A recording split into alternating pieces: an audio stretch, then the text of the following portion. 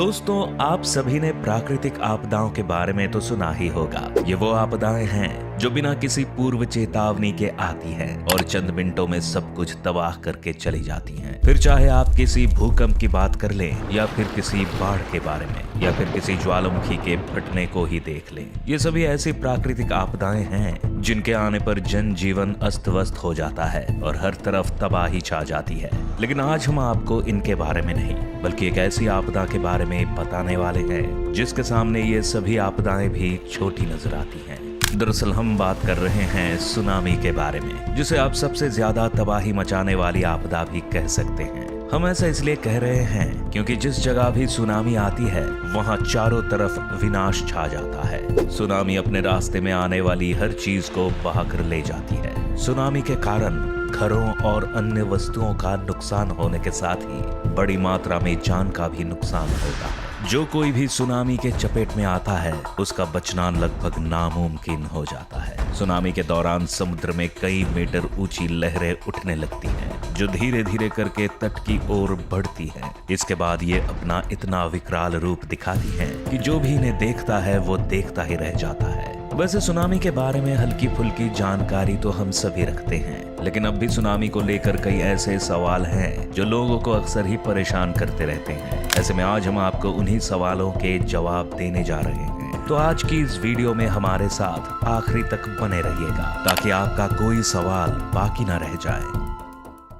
सबसे पहले हम बात करते हैं कि आखिर सुनामी होती क्या है। दरअसल जब समुद्र के अंदर अचानक से हलचल होना शुरू होती है और ये एक तूफान का रूप ले लेती है, तब समुद्र में ऊंची ऊंची लहरें उठना शुरू हो जाती हैं। ये लहरें जहां समुद्र के बीच में महज कुछ ही फीट या मीटर की दिखाई देती हैं, तो वहीं ये किनारे तक आते आते सैकड़ों फीट ऊंची हो जाती है। समुद्र की लहरों के इसी भयानक रूप को सुनामी कहा जाता है। बता दें कि सुनामी एक जापानी शब्द है जो सू और नामी से मिलकर बना हुआ है। इसमें सू का मतलब है समुद्र तट और नामी का अर्थ है लहरें। इसके अलावा सुनामी को हार्बर वेव के नाम से भी जाना जाता है। हालांकि समुद्र में ऊंची लहरें आम तौर पर भी उठती हैं, लेकिन सुनामी के दौरान उठी हुई लहरों का रूप आम लहरों से काफी अलग और डरावना होता है।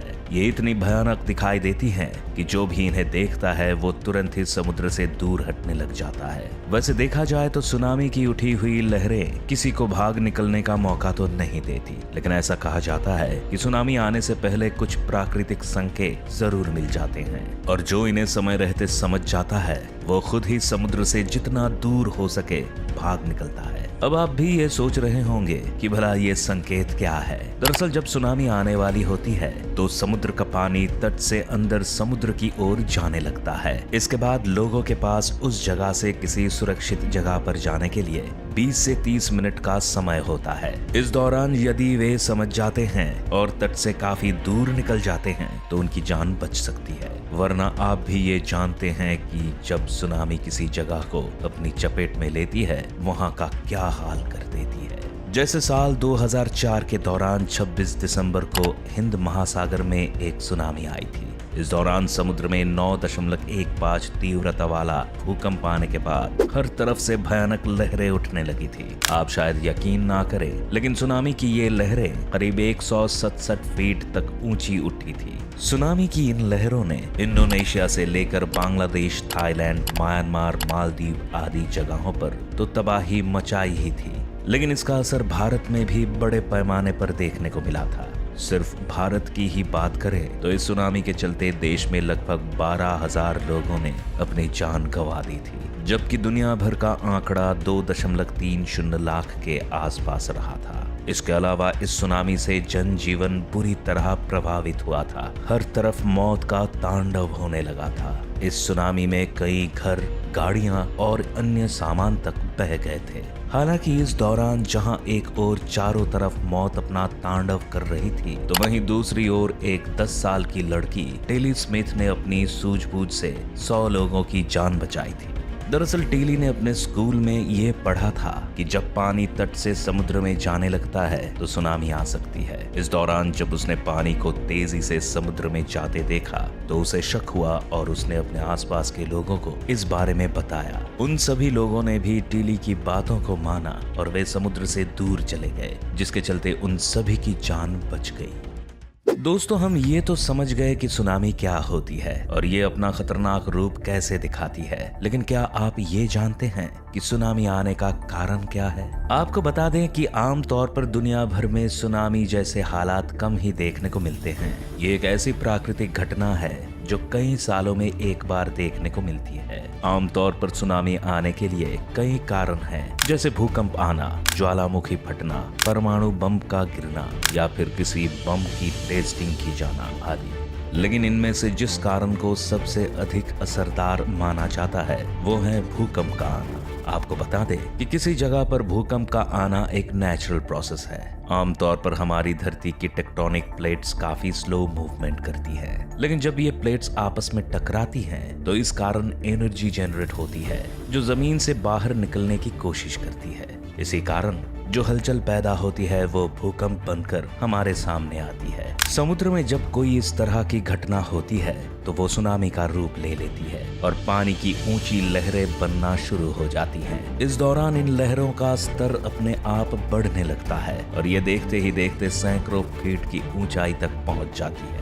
हालांकि जहां भूकंप के केंद्र वाली जगह पर लहरों में खास हलचल देखने को नहीं मिलती, लेकिन इस दौरान समुद्र की गहराई में हलचल होना शुरू हो जाती है और अंदर मौजूद सभी चीजें भी हिलना शुरू कर देती है। इसके बाद लहरें तट की ओर चलने लगती है और जैसे जैसे तट नजदीक आता जाता है इनकी ऊंचाई और रफ्तार दोनों ही बढ़ना शुरू हो जाती है। वहीं समुद्र के बीच में इस सुनामी के बारे में ठीक से पता भी नहीं चल पाता, क्योंकि वहां इन लहरों की ऊंचाई बहुत ही सामान्य होती है और इसे देखकर एहसास भी नहीं हो पाता कि ये सुनामी तटों पर तबाही का कारण बन सकती है। शायद आप भी सोच रहे होंगे कि भला ऐसा क्यों? दरअसल जब लहरें समुद्र के बीचों बीच होती है तो वहां पानी का लेवल बहुत अधिक होता है, जिस कारण वे उफान पर नहीं आ पाती। लेकिन जैसे जैसे ये लहरें तट की ओर बढ़ती हैं तो पानी का लेवल भी कम हो जाता है और ऐसे में लहरों को बढ़ने के लिए सतह से ऊपर का पूरा एरिया मिल जाता है।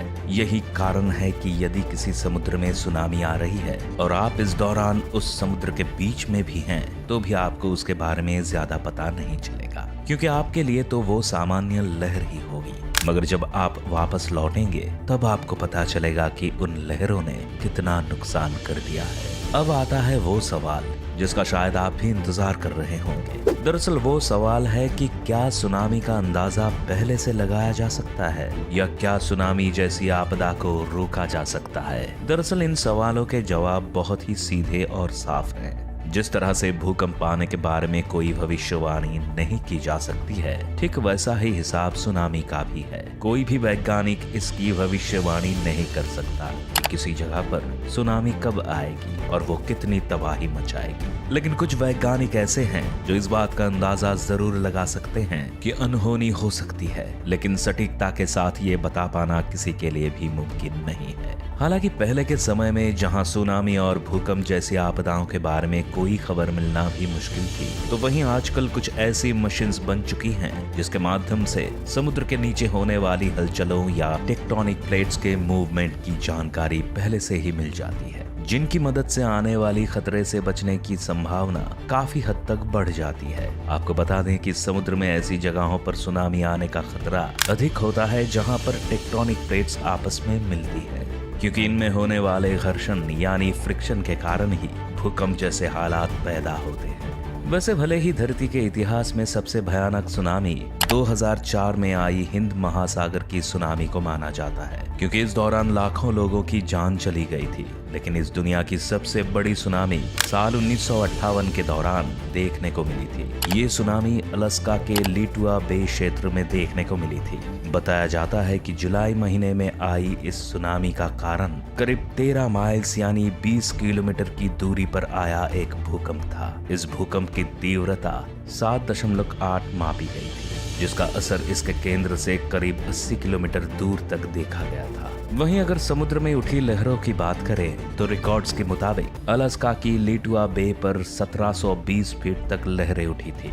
यही कारण है कि इस सुनामी को अब तक की सबसे बड़ी सुनामी माना जाता है। वैसे देखा जाए तो लिटुआ बे में सुनामी का इतिहास काफी पुराना रहा है। यहाँ इससे पहले साल 1853, 1874, 1899 और 1936 में भी सुनामी आई थी, लेकिन पहले कभी इतनी तबाही नहीं दिखाई दी जितनी 1958 में देखी गई थी। दोस्तों, आमतौर पर देखा जाए तो सुनामी से बचना लगभग नामुमकिन है, लेकिन इस बीच कुछ उपाय हैं जिसकी मदद से आप बच सकते हैं। इनमें से पहला तो हम आपको पहले ही बता चुके हैं कि सुनामी आने से पहले तट से पानी समुद्र की ओर जाता है। ऐसे में यदि आप समुद्र के आसपास रहते हैं और ऐसा कुछ दिखाई देता है तो सभी को लेकर समुद्र से बहुत दूर निकल जाएं। इसके अलावा सुनामी की संभावना नजर आने पर जरूरी सामान के साथ किसी पहाड़ी या कम से कम 30 मीटर की ऊंचाई पर चले जाएं। लेकिन यदि सभी सावधानियों के बावजूद भी आप पानी से घिर जाते हैं तो किसी मजबूत चीज को कसकर पकड़ ले ताकि आप डूबने से बच सकें। इसके अलावा एक और ध्यान रखने वाली बात यह है कि लहरों के चले जाने पर तुरंत बाहर ना आए, क्योंकि कुछ घंटों तक लहरों के लौट कर आने की संभावना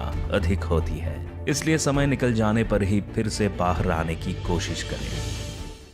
वैसे आपको सुनामी के बारे में ये जानकारी कैसी लगी, हमें कमेंट्स में जरूर बताएं। और अगर आपको ये वीडियो पसंद आती है तो वीडियो को लाइक और चैनल को सब्सक्राइब करें। साथ ही बेल आइकॉन को दबाना ना भूलें और हमारी आने वाली सभी वीडियोस के नोटिफिकेशन सबसे पहले पाएं।